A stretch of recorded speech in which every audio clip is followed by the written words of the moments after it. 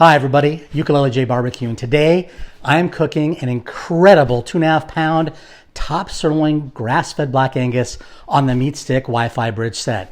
This is going to show you the unboxing, tips and tricks, and then you're not going to want to miss my 1500 degree searing station at the end for an absolutely scintillating steak, because this is the scintillation state and I am your governor. Smoking to the sommelier-ish, ukulele J.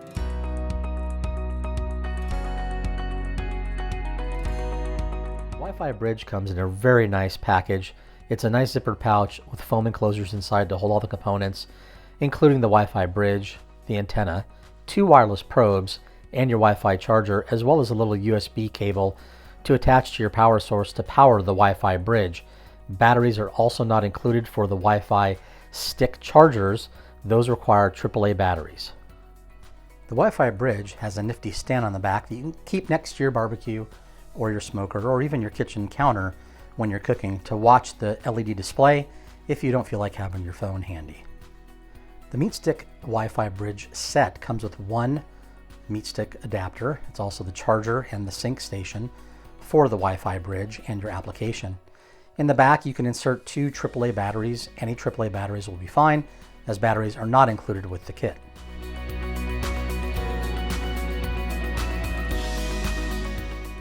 After inserting the AAA batteries, you'll be able to charge your MeatStick probe, which should charge for a minimum of 4 hours before activating and trying to attempt to hook everything up. By pressing the charging light, you'll see the green light come on, indicating that a charge is going to occur, and the light will go off by itself.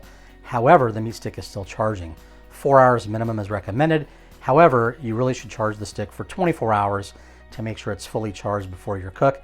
And each stick will last approximately 24 hours for your smoking, meaning you don't have to charge it every single time.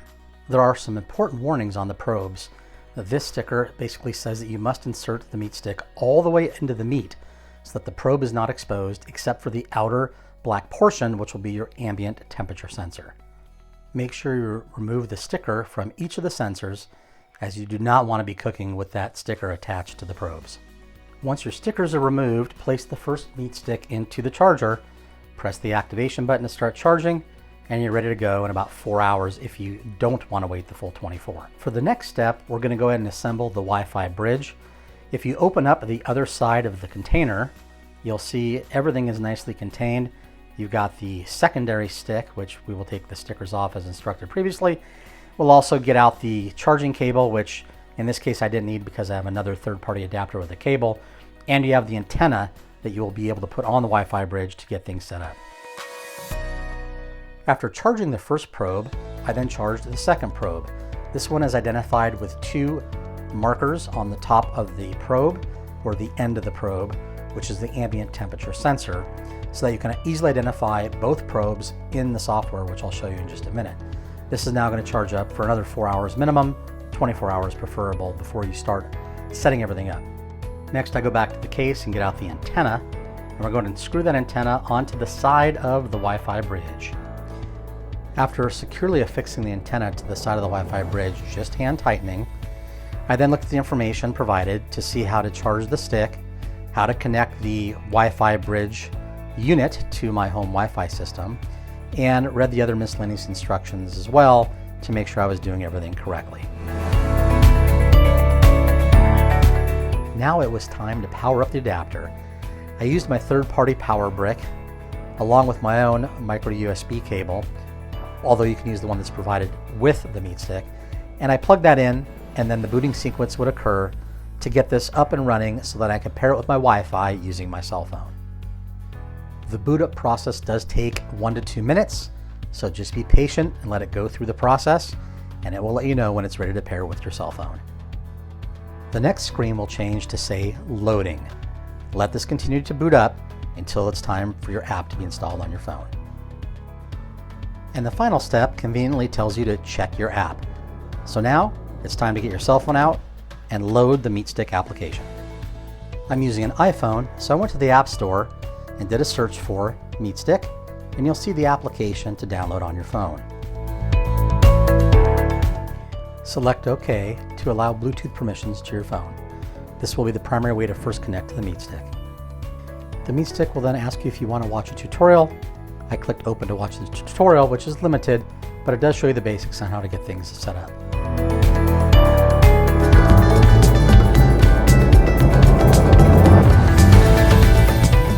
After you finish watching this tutorial and restart the application, we'll ask you to sign in with one of your email accounts.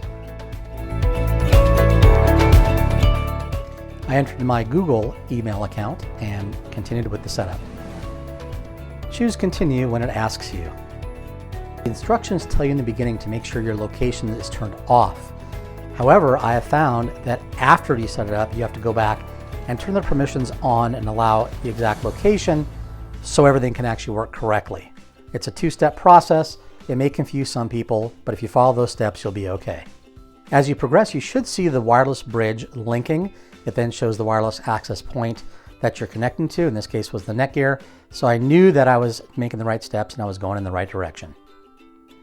Here you can notice that not only is my wireless activating, but it will change here after it's linking to quick status, which is one of the settings on your probe, and you'll see the Wi-Fi indicator in the upper right corner, and then I get a syncing information that shows up, which I believe is syncing the stick and the bridge, and now it shows the temperature with your internal and your external degrees of the probe. Make sure you're on the same Wi-Fi network. You should be on the same Wi-Fi on your phone. Here I'm checking it to make sure that in fact I am on the Netgear 37. For those of you with a brand new iPhone on iOS 14.2, make sure that you have the connectivity set to private address. You'll see here the privacy warning, auto join, private address. If you don't use a private address for some reason, you may have an issue connecting. This is not the MeatStick's issue. This is a communication setting with Apple that you need to make sure you have on if you have any problems connecting to the network. Now remember, after being told to keep your location off the initial setup, you saw that menu pop up that your location setting has to be on in order for things to continue working. Always check your firmware to make sure your device is on the most current update available from the manufacturer. The MeatStick was really smart. It asked me to actually remove the probe from the charger. That is something that I wasn't aware of to get it connected, but I did as instructed and continued on with the process. As soon as I removed the probe, success. Bridge was set up and I'm all ready to go. Again, it asks you if you want a tutorial. You can choose that if you want, or you can cancel. Once you have this set up, you'll notice that the MeatStick is ready to go. There's two probes with this kit. The black tip is the one that is actually connected. You'll see that there's a black bar. That is solid black. If you connect the secondary one with the two red bars, you'll see the red bars show up, which is really convenient to know which probe you're actually looking at after you're not standing there with the grill or the smoker when everything's closed up. Next, I'm pairing the second MeatStick, which has the red bars around it. You'll notice that it popped up, which is the MS6085. After about 15 seconds of recognizing the temperature, you'll notice that it pops up on the screen. I now have a 77 degree and a 74 degree. This is consistent. The probes were in different locations, and I in fact confirmed with another device that these temperatures were accurate. I then took both probes, I put one in each hand, and I tightly made a fist. I wanted to see if the temperature would both rise equally in both hands and end up at the same temperature, and sure enough, both temperatures matched exactly at 81 degrees. I then checked the various settings to see what was available. Here I have it set to Fahrenheit. I also made sure to keep the screen on during the cook. You have alert settings, as well as your account settings, and a few other settings you can go to. Plenty of sounds for the alerts, and on top of that, you could also go and change the language if English is not your primary language and choose something else. You also have to register the stick, and without registering the stick, you are not able to do the cooking. So I went ahead and registered and continued on with my process. You must stay at least 6 feet or closer to the probes in order to work. I purposely stepped further away to show you what would happen. One of the probes disconnected. I then returned the probes back to their location, reconnected, and both probes showed up, confirming that in fact, you better be less than 6 feet between the bridge and the MeatSticks to regain connectivity. You can see after a few seconds, the temperature reading returns, and we're all back to normal, ready to start cooking. And now it's time to get your smoke on and enter the scintillation state, because I'm your governor.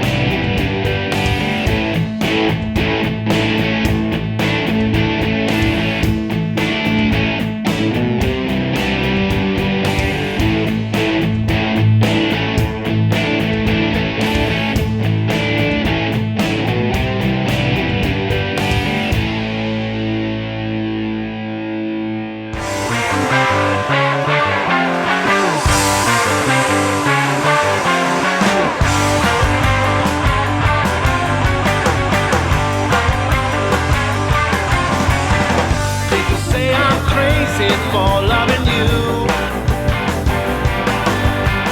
Oh, but